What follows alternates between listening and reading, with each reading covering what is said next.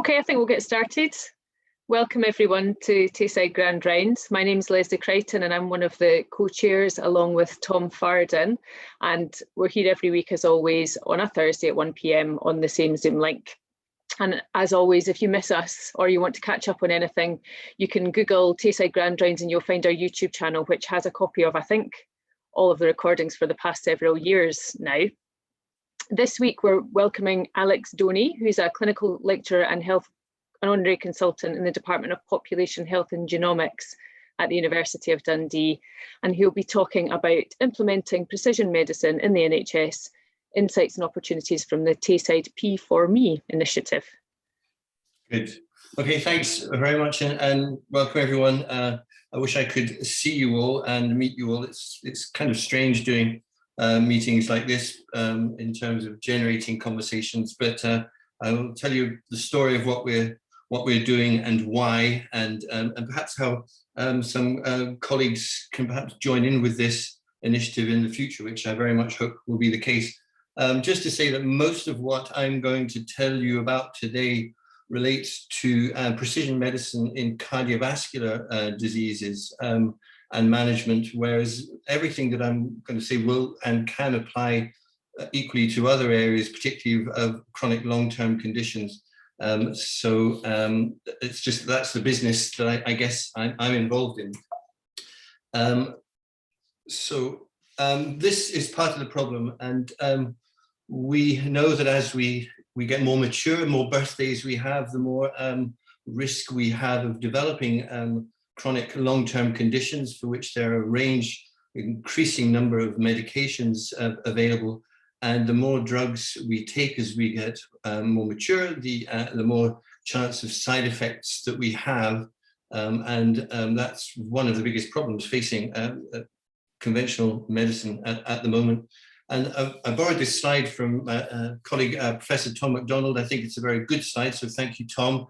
But this is one of Tom's very informative slides. And one of the problems is that the medications that we offer our patients are, some patients, about a third of patients get no benefit at all from the medications, and some patients do get great benefit from medications. And the individuals who don't get any benefit for whatever reason bear all the risk of taking those medications in terms of side effects and unwanted side effects. Whereas on the other hand, if you're someone who is going to respond very well, you get obviously very good benefit from that. And although maybe the same side effects, the risk-benefit ratio is much greater. But we don't know at the moment in advance who these individuals are. We just try it out. And that's been the model of medicine for a very long time. But before we think about giving people medication, we also need to think about who is at risk, and particularly with long-term chronic conditions and their expense and the morbidity that they cause, trying to prevent them is a very important thing as well. And so if we can identify individuals in the population very early and prevent the disease onset, either by medication or other interventions like lifestyle. But in this, most of the events that occur, just because the largest number of the population is in this, tends to be in the low risk category. Can people see my marker, by the way, my cursor, as I'm moving it on the screen? Yes, we can, Alex. Okay. Yes, Alex. So this is where we tend to manage patients, but the bulk of events occur in this part of the population. And if we can shift the whole population downwards using various methods, we can significantly impact on morbidity and mortality in the future. So there are an increasing number of tools that we have access to, and technology and science is helping us out with really getting access to very, very large amounts of data. And this is really the big burgeoning wave of precision medicine and big data. And there are major, I suppose, programs across the UK with this objective that every healthcare intervention will be enhanced by access to this large scale data and advanced analytics. And this is essentially to make healthcare predictive, preventive, personalized, and participatory. These were the 4 Ps as derived by Leroy Hood a few years ago now.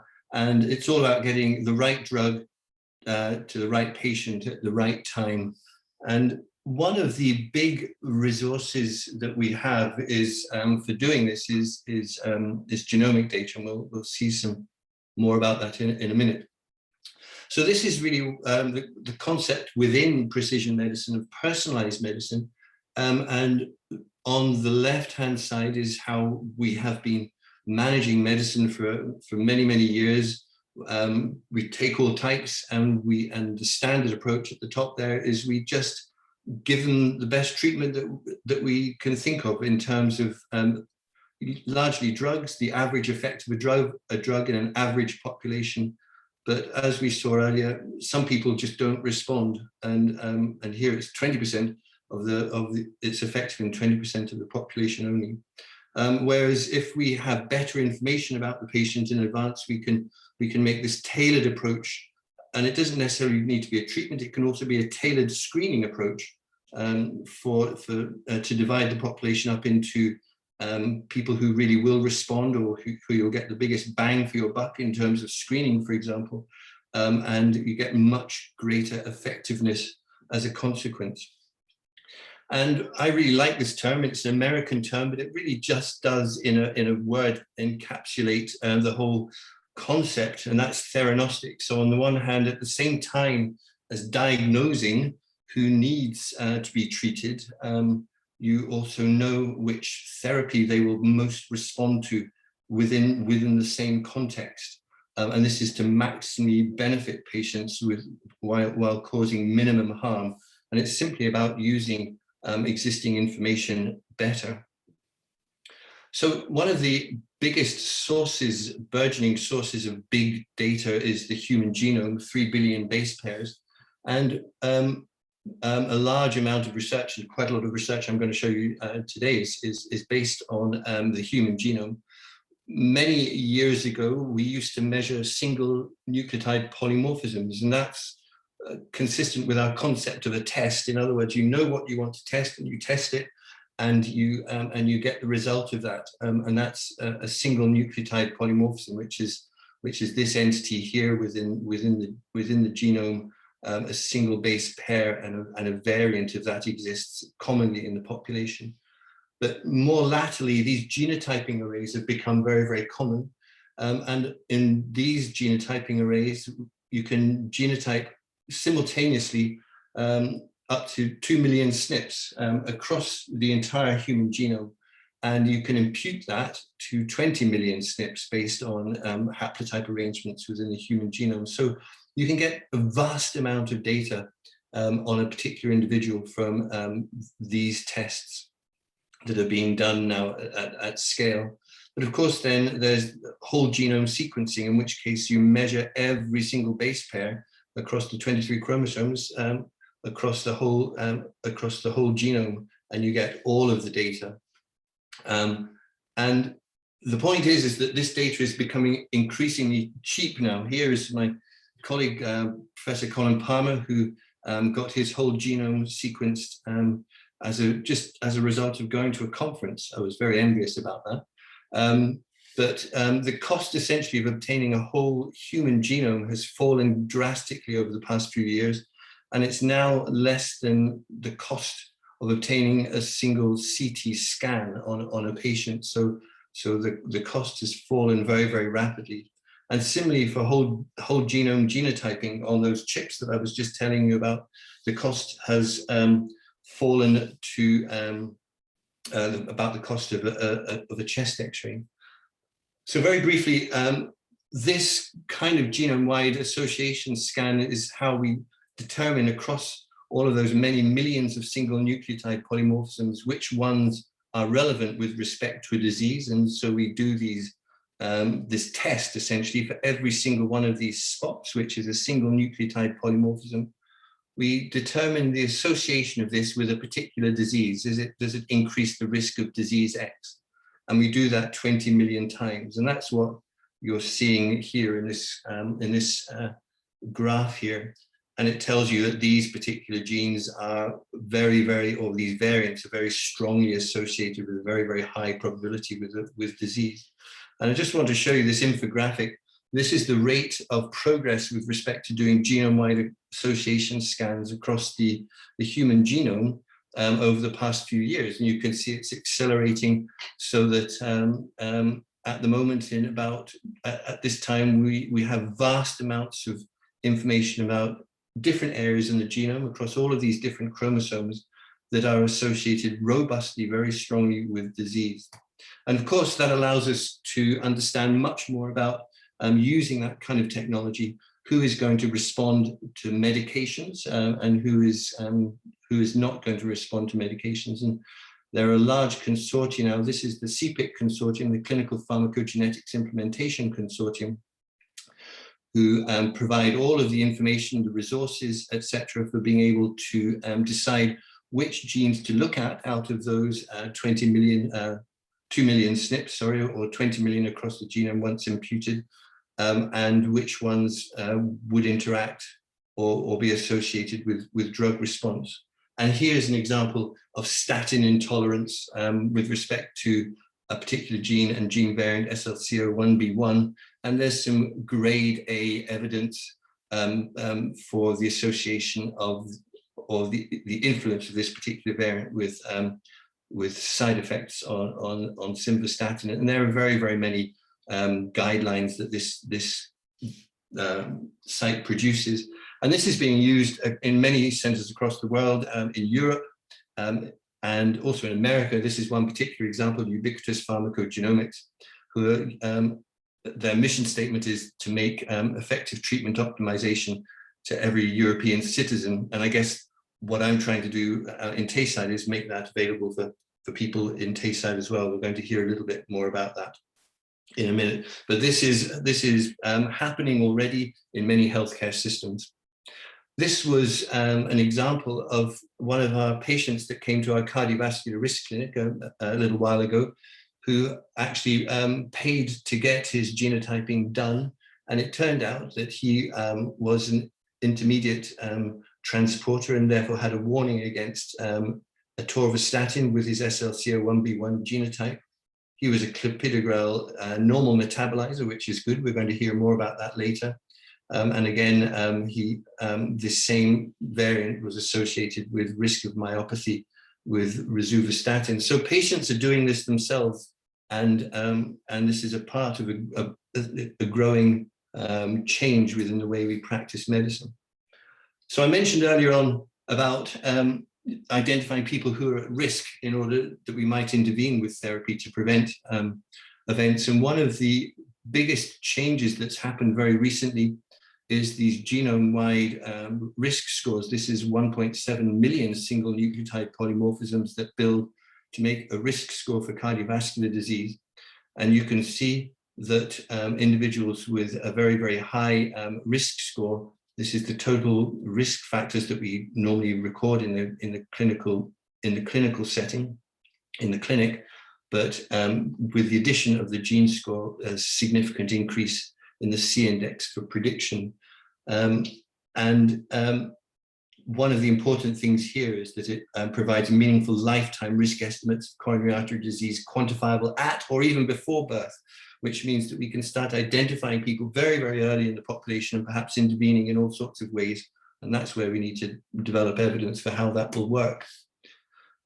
This is a very important slide and has implications, because here again is the same polygenic risk score for coronary artery disease.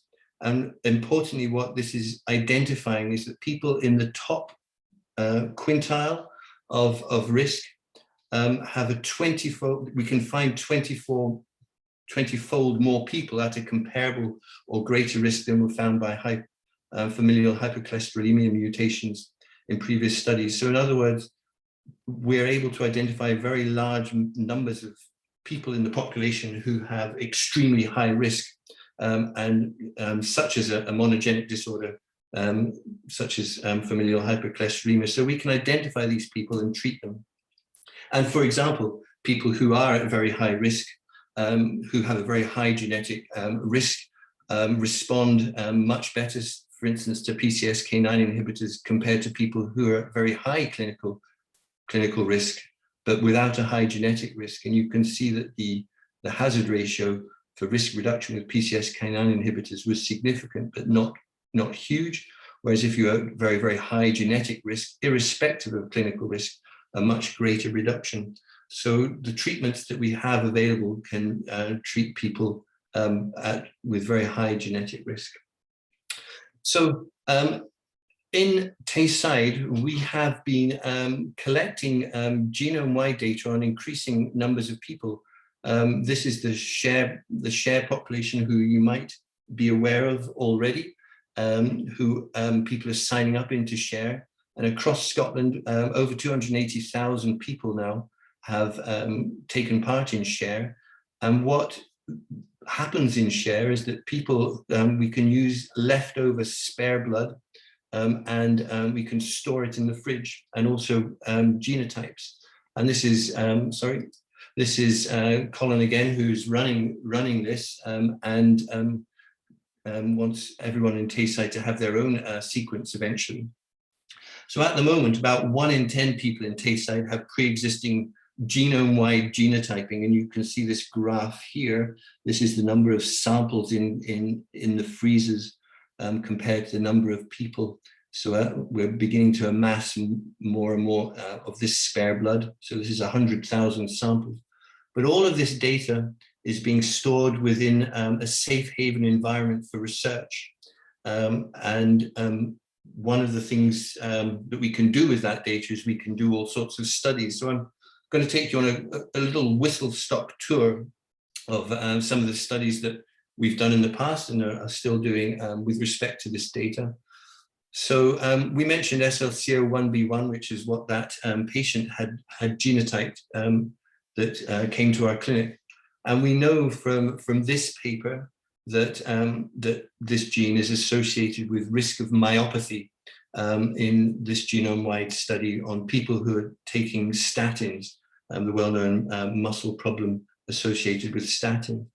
And Louise Doney, my wife, who wasn't my wife then, did this study with Colin Palmer and demonstrated using the data in Tayside that individuals who have a high genotype score in relation to SLC01B1 had a very high risk of being intolerant to taking statins, particularly when they were taking a high dose of statins.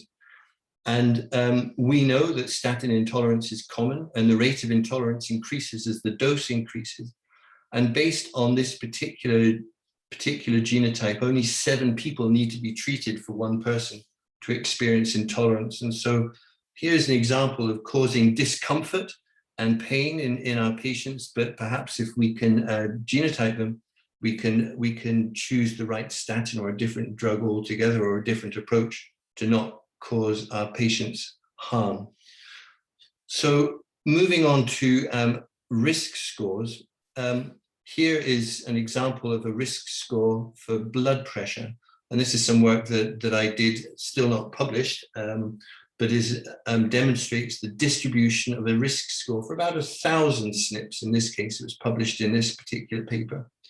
And you can see that people who are in the top tertile of the score have, that's this green line here, have overall an increased systolic blood pressure, or distribution of systolic blood pressure, higher than people in the lowest tertile. And you can see that it's a few millimeters of mercury. So in other words, in this this population of people, there's a shift in distribution. And if we can move the curve this way towards the left, we can reduce the risk.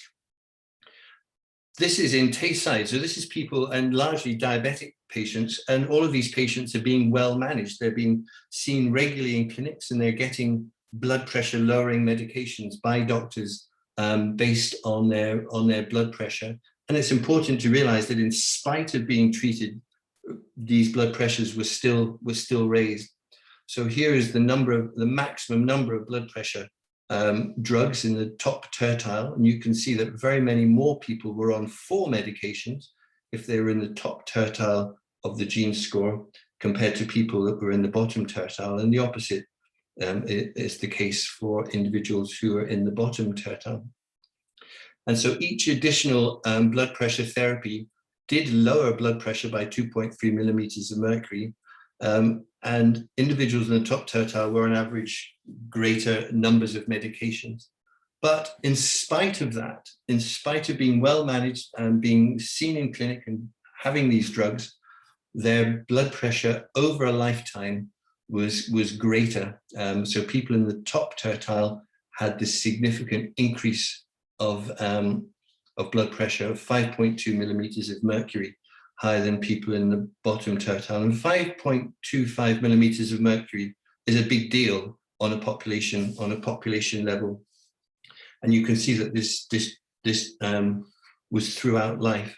And importantly, in spite again of being well managed, coming into clinics and having their blood pressure managed, they still had a history of an increased history of hospitalization with major adverse cardiovascular events, and also an increased risk of death, significant increased risk of cardiovascular death during follow-up.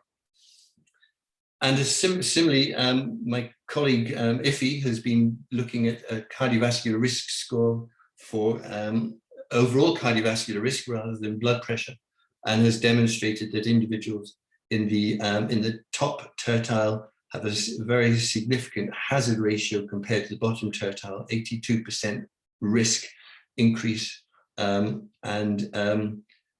also individuals who are at very low risk in terms of their standard risk scoring have even higher risk of events.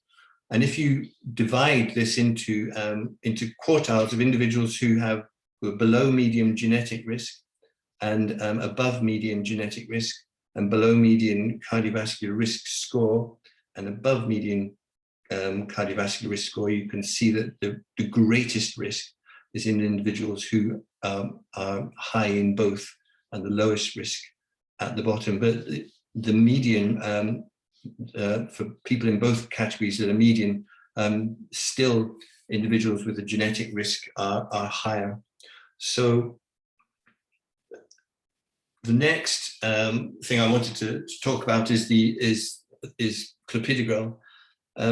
So this is a drug that's widely used for patients with stroke. All the clinical guidelines for stroke in the UK recommend clopidogrel monotherapy following non-cardioembolic ischemic stroke.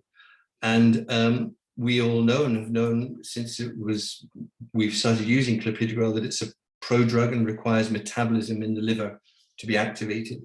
And that 25% of patients have a genotype that makes them less able to metabolize clopidogrel. That's 1 in 4 people that we give clopidogrel to can't metabolize it appropriately. And we did this study a few years ago now, and it demonstrates that individuals who are these slow metabolizers after a stroke who get given clopidogrel have an extremely high risk of further thromboocclusive events because they're slow metabolizers compared with the normal metabolizers.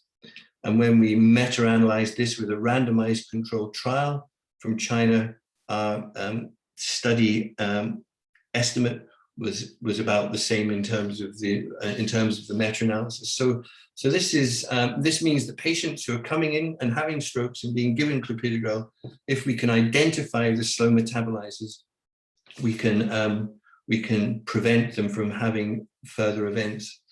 And this is why 10 years ago now, the FDA applied a black box safety warning to clopidogrel, stating that in patients who are poor metabolizers of clopidogrel, we should use an alternative. And these individuals are very easily identified with the genetic test of their CYP2C19 genotype. So this is, as I say, what we've been doing. We have all of this data sitting there, genotype data sitting in there for all of these individuals that I was telling you about earlier, who have taken part in SHARE and various other bioresources. And one of the things that I wanted to do as a consequence, particularly of that stroke story with clopidogrel, use this information to actually prevent cerebrovascular events. Because if the data is sitting there, why not use it to make medicines more predictive, preventive, and personalized? So in GoShare, as I said, there's about over 250,000, well, it's over 280,000 people recruited. A large proportion of these are from the Tayside region, and we're gradually genotyping more and more of these people on genome-wide chips. And as I say, it's about 1 in 10, less than, well, more than 1 in 10 of the adult population of Tayside now has genotyping. And so let's use that to prevent further thromboocclusive events in individuals who need it, if the data exists. One stroke costs about £30,000 over 5 years. So if you can prevent a single stroke, you've saved a lot of money, not just for the healthcare systems, but you've saved somebody's life as well, which is much more important. And as I say, for one genome-wide genotyping, you get 20 million single nucleotide polymorphisms, which is only £45, costs about £45. That's for life. And that's compared, as I say, to the cost of a single chest X-ray, which we have we don't even think twice about ordering for our patients. All patients who take part in GoShare really agree to the storage and study of leftover blood, and that information derived from that blood can be used in future to guide my treatment. So the precedent is already there. In Tayside, this is the approximate number of strokes that occur. Overall, about 1,200 strokes and TIAs every year. And about, for those that don't have a hemorrhagic stroke and don't die and don't go on to anticoagulants because they've had an ischemic cardioembolic cerebral infarction, there's about 600 a year who are indicated for clopidogrel. And based on the percentage, about 150 of these will be clopidogrel slow metabolizers. Based on our work, you only need a number needed to treat of 10 every year to prevent one bad outcome. So potentially there's 15 bad outcomes we could prevent per year. But as only 1 in 10 have pre-existing genotyping, we can use that to prevent at least 3 recurrent strokes every 2 years, or 1.5 every year, using the information that we already have available. So we set up this P4Me initiative. Here's Mary Sterling, who is the nurse who is doing this work with us. And this is a collaboration with Storm ID, a company who specialize in mobilizing data, and is funded by the Data Labs.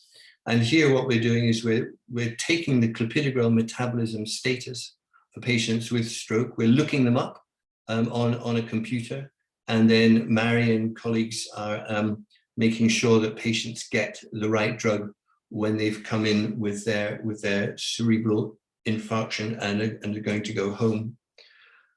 Quite a lot of things needed to be done to do that, to actually introduce this into the healthcare environment. We had to change local prescribing pathways so that people understood why we were doing it and what we were doing it for, and to ensure that it was part of the prescribing management ethos within Tayside.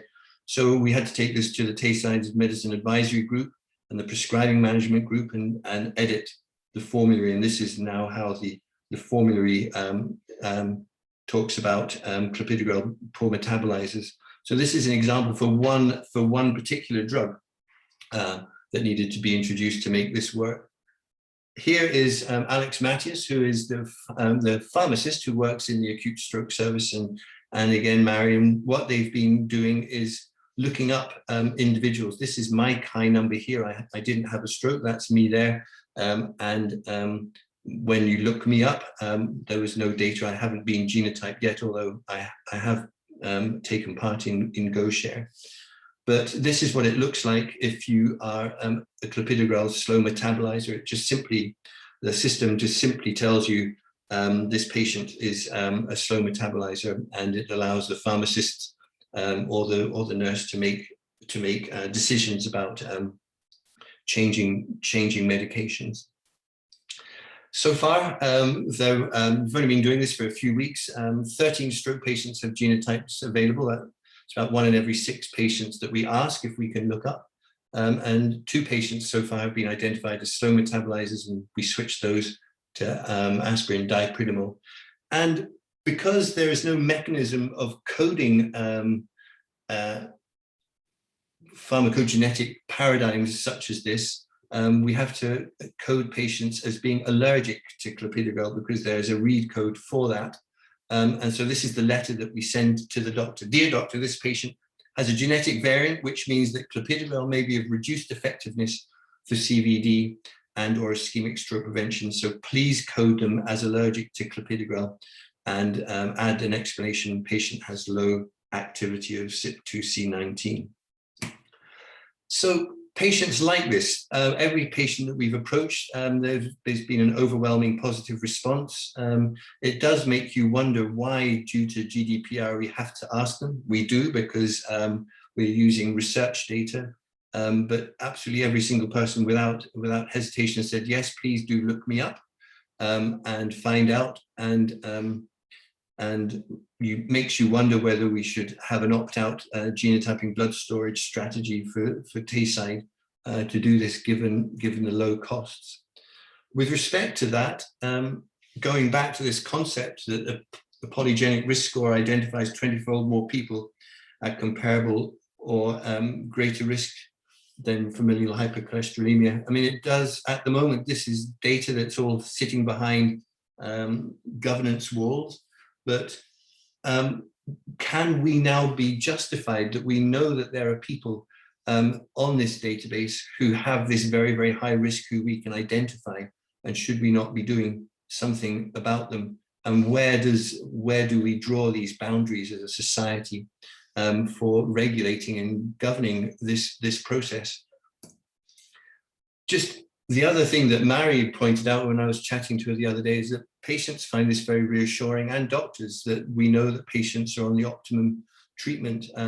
This is from the genetic sub-study of the Plato study, and we can see that individuals who were, just as we found, who are clopidogrel slow metabolizers have a very high risk when treated with clopidogrel, but actually people who are normal metabolizers have an equivalent effect to a more up-to-date and less affected by pharmacogenetics ticagrelor, which means that you can use a cheaper antiplatelet drug in these individuals.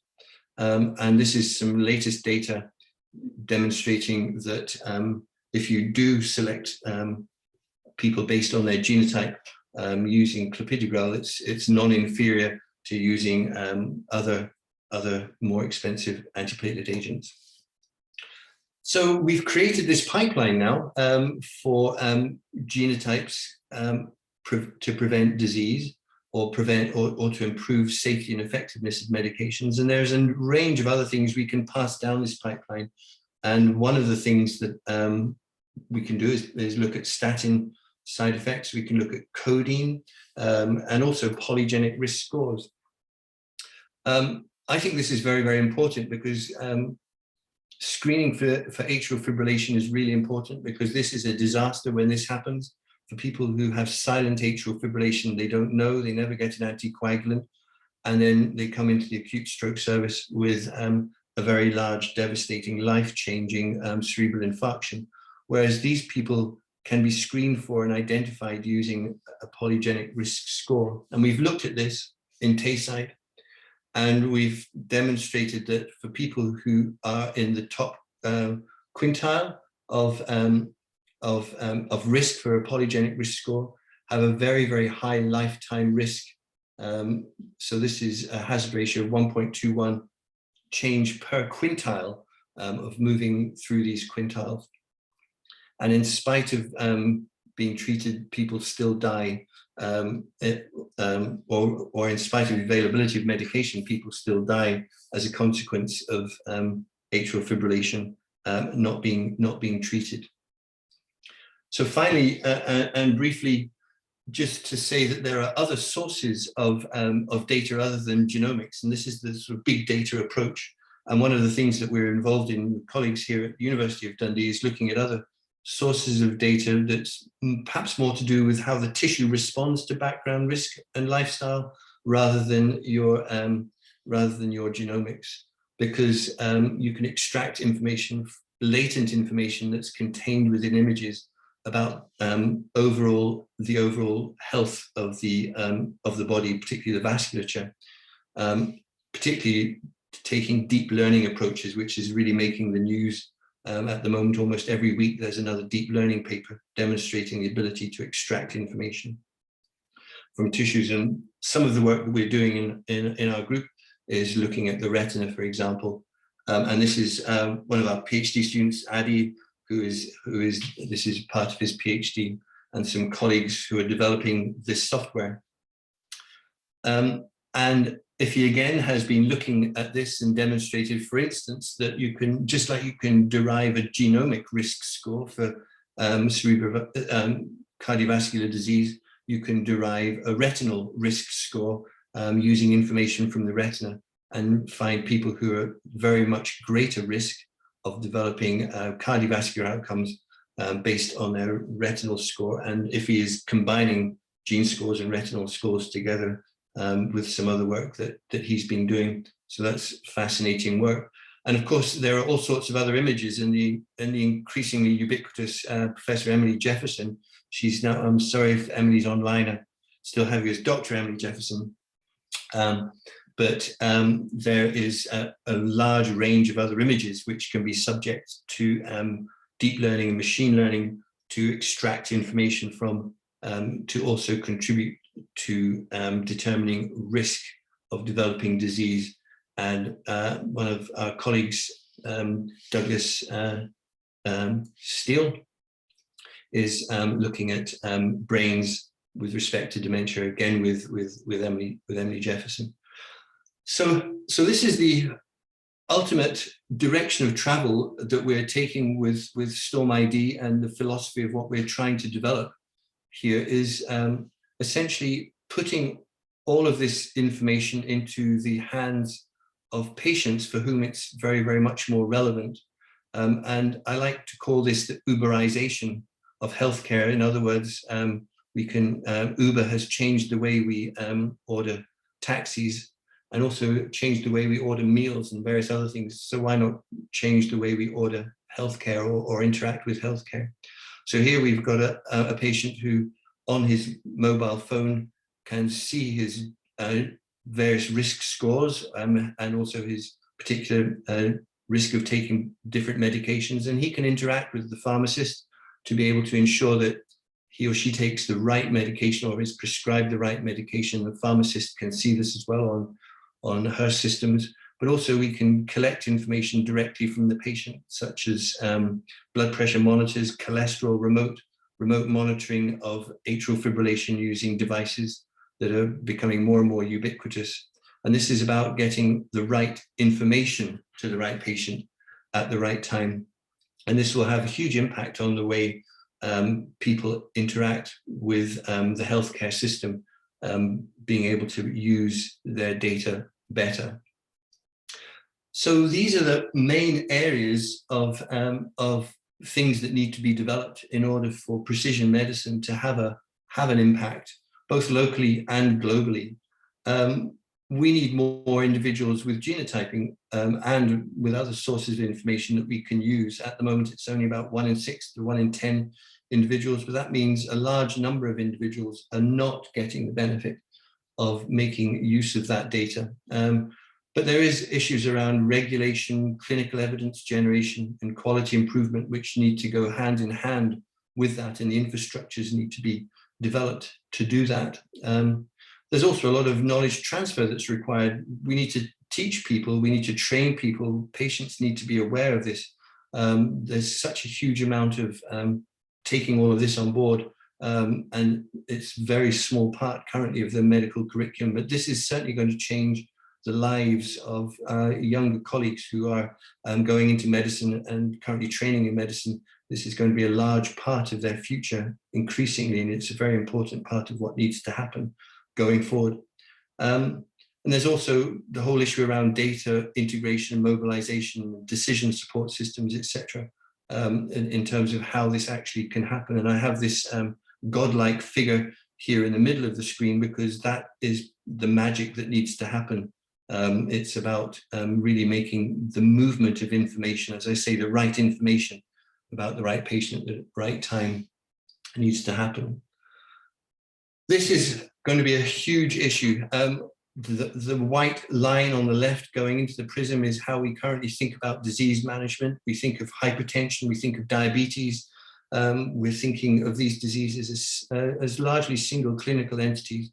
But as we develop more and more precision approaches to its management, that's going to fragment into a large number of different approaches. Even introducing clopidogrel into the mainstream clinical management has been a huge learning curve. And there is a problem of information overload and, frankly, failure to deal with it. And we are going to need to have really good decision support systems to help healthcare workers do this on their behalf. And the other thing is that we need to be able to generate good quality clinical evidence as we go forward. The problem is that this is a multiplex problem. There are many, an increasing number of precision medicine possibilities, and conventional approaches to developing evidence are just way too expensive, too slow, and too cumbersome to do this. And also, we're thinking more about individualized treatment rather than the average effect of a drug in an average population. And so there's a balance there in terms of how we decide to use evidence to manage individuals. And so just briefly at the end, I just want to say something about how we can generate that evidence and some of the work that we're doing in the Medicines Monitoring Unit with Professor McDonald and Eiler and various others, where we're using various approaches to generating evidence in a self-learning healthcare context. This particular trial is a cluster randomized trial of the effectiveness of prescribing policy. And you could include in that, for instance, a prescribing policy for clopidogrel, for example, based on genotype or any other genetic paradigm that you wanted to use in terms of either screening or intervention. And this is a very good way of rapidly getting large numbers of people into trials quickly. We've already recruited over 78 practices for doing this with a study population of 8,500 individuals, which is one of the very creative ways of doing trials that Memo are elaborating across Scotland and elsewhere. So generating evidence like this is the way forward for being able to multiplex many generating evidence for very many comparators simultaneously. So really, just to finish off with, this is the way we're approaching it. We have this information infrastructure here with people who are taking part in data sharing and also genomic sharing, and this data is being stored, and we are using this data to actually change healthcare, and that does create a learning healthcare environment where we can have these trials going on simultaneously, where we generate information for evidence. So just want to leave you with this final slide, essentially medicine is going to change, and it is changing very rapidly in terms of how we do it. Over on the left hand side, there are these shapes that we recognize, these entities that we recognize as things that we've been dealing with for very many years and we're used to dealing with. But gradually, as we get more granular data, better data, we're able to define different types of diseases and subcategories of diseases, and whole different disease entities potentially in the future. And how we do that as clinicians and within medicine is very much up for discovering. And I certainly think that in Tayside, with the infrastructures that we have and the collective experience that we have, that we can do something very significant in this area in terms of the way forward. So thank you very much. I'm going to leave that slide up. I'm very happy to take any questions if I've managed to stimulate anyone into any sort of questions that they might have. Oh, perfect timing. Thank you so much, Alex. What a fascinating subject. My mind's absolutely blown. If anybody has a question, you can either indicate to me in the chat that you want to ask a question and I'll ask you, or you can write your question in the chat and I'll read it out, or you can raise your hand. And Alex, it might help if you unshare your slide just so I can see everybody's names, so I can see everyone if anyone's got their hand up. How do I do that? Stop share. That's the one. Big red button.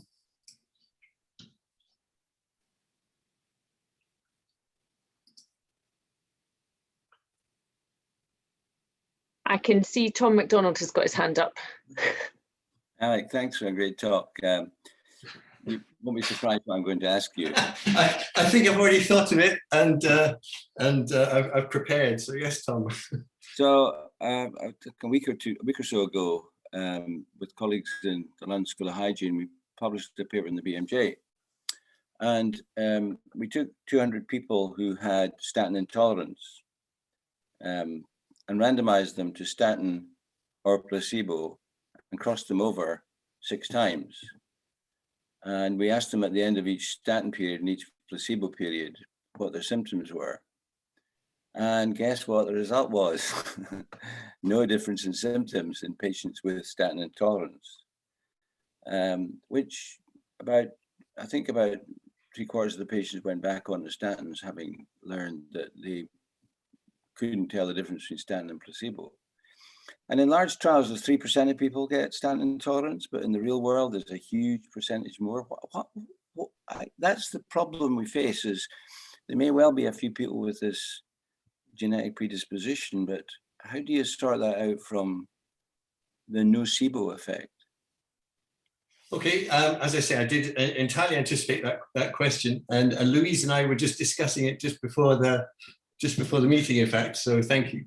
It is a good question. And so the first thing to say with respect to trials is that almost all of the trials have an entry period whereby susceptibility to side effects. So you're excluded if you go in. You go into that in the first instance. So so the rate of adverse events within trials is an underestimate of what happens in the real world in primary care. Secondly, yes, an interesting study, and fascinating to see. But notwithstanding that, all of the other evidence that we have available shows that as the dose goes up, as your genotype risk goes up, and there's a very, very large number of studies. I didn't show them here.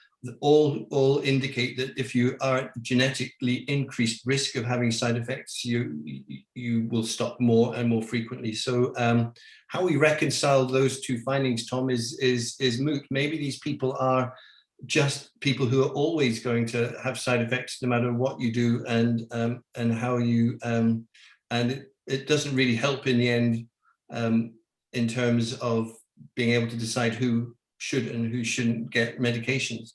I don't know. I mean, the evidence is, in spite of your trial and your study, that the genes do significantly affect the rates at which people experience side effects.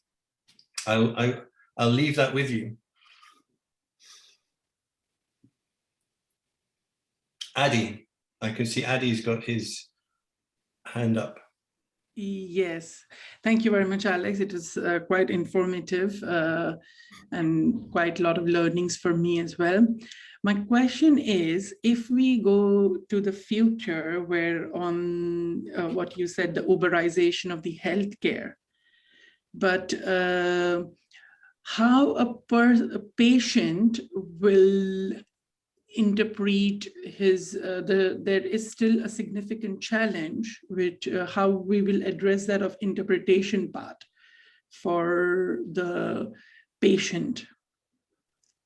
So a very good question, Adi, and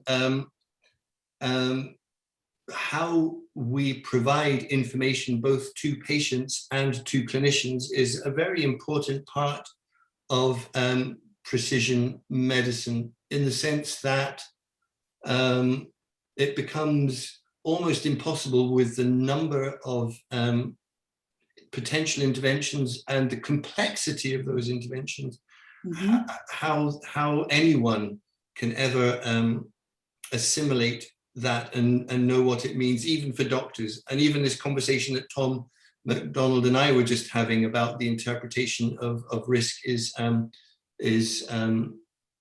matter of debate. So I think, for instance, with the Clopidogrel story, we just tell doctors, we don't tell them that they're CYP2C19 2-star positive or whatever, because that's complicated. We just say this patient is a slow metabolizer. And perhaps for patients, we just need to have some nice graphics that show that you are, in terms of risk, in terms of your lifestyle, for example, you are, or your genetic risk, you're much higher than others in terms of some kind of scale, like a traffic light system or something like that. So it's a good question, and I think this is something that's very much up for how we explore this, and certainly going forward with the P4Me initiative, that's something that we're going to try and learn about with Mary, who's working with patients. How do we communicate that in a way that patients understand and can can communicate and make use of? Okay, thank you. Somebody else with their hand up there, did I see? Yeah, hi Alex, John Dale here. I might have put it down, I can't remember, I'll check. Thank you for a fascinating view into the future. You know, clearly at last the genetics are beginning to really inform patient care in a way that's been promised for some kind of years. I suppose I wanted to extrapolate without doing that down in any sense. It is really exciting, picking up on kind of Tom's point around people are far less rational than we like to think. We are as clinicians, but also patients are, and clearly our understanding of really how to present informative risk-based information in a way that people translate into logical actions, amply demonstrated just at the moment by what's going on with COVID vaccination, even kind of amongst professionals, is all over the place. And you know, we know when we tell people about their smoking risk, it doesn't alter their behavior.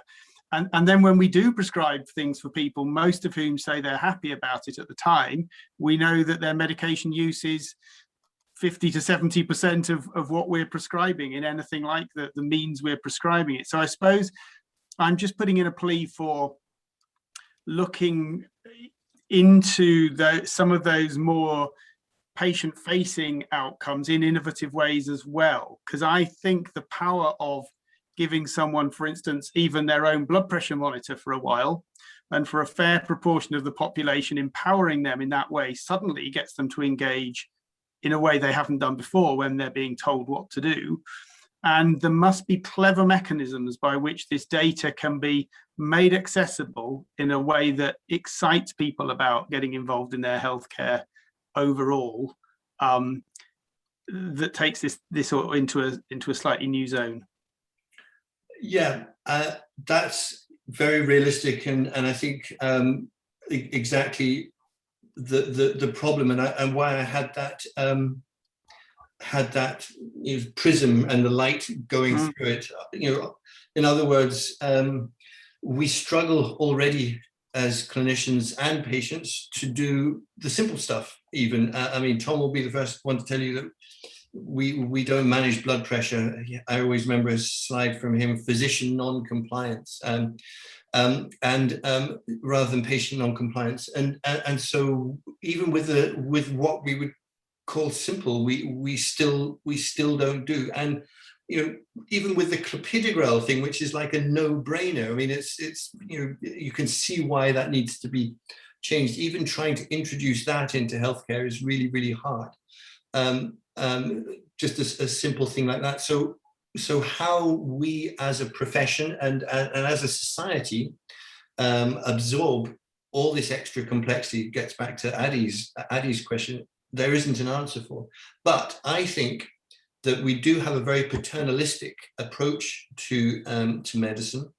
And that's why this idea of Uberizing healthcare, in other words, I think if we can somehow create, put the risk into our patients' pockets or onto their, so that they can engage in a much more ready way with their data, their genotyping, their risk in a visual way that might be a way to support that.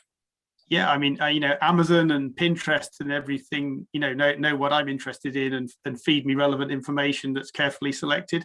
So why can't we do that with healthcare data and then leave it to me? And certainly when patients come to me and say, I've got some information here, what do we do? It's a much more positive interaction, so long as you're receptive to patients coming to you with that information and you can verify it. So yeah, we've got to go out of the box, haven't we? This takes us into a whole new league. And I think that decision support is fundamental to that. I think we have to get away from the time where a GP writes, say clopidogrel or writes statin, for the patient, but then the decision support system just does the right thing underneath that, because there is no way, given the way data is changing the way we do healthcare, that human brains aren't going to be able to absorb or manage all of that. And I think that is going to have a fundamental. So we do need to have decision support, exactly as you say, with the right information being fed to us automatically. That's right for us to see and do with respect to our healthcare. It's going to change.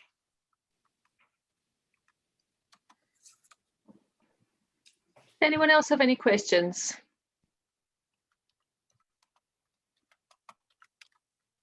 Okay, well then I'm going to say thank you so much, Alex, for such a fascinating talk. Thank you everyone for coming.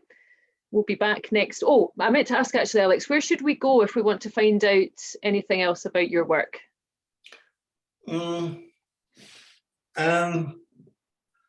should we go? Well, we don't have a website yet, but I guess just contact me by email. That would be the easiest. That would be the easiest. I did miss out on a slide that I wanted to share, and that's just quickly before everyone goes. I'm just going to quickly share it again. How do I share my screen? Share screen. Should be a line at the bottom of your screen with a share screen. And that's this because we do have this precision medicine course that the University of Dundee is offering, and that's on the webpage, and you can certainly get through to me and the team involved in that for this master's postgraduate degree. So that's another source of using data science for applied precision medicine. Brilliant. And perhaps, Alex, you could put your email address in the chat, and then if anybody wants to get in touch with you, they can take it from there. Sure. And otherwise, we'll see everyone next week. Next week, Professor Andrew Evans will be speaking on what's new in breast imaging. So we'll see you then at 1 p.m. on Thursday. And as always, you can find all the past talks on our YouTube channel. Thanks very much, everybody. See you later. Thank you very much. Nice to see everyone. Bye.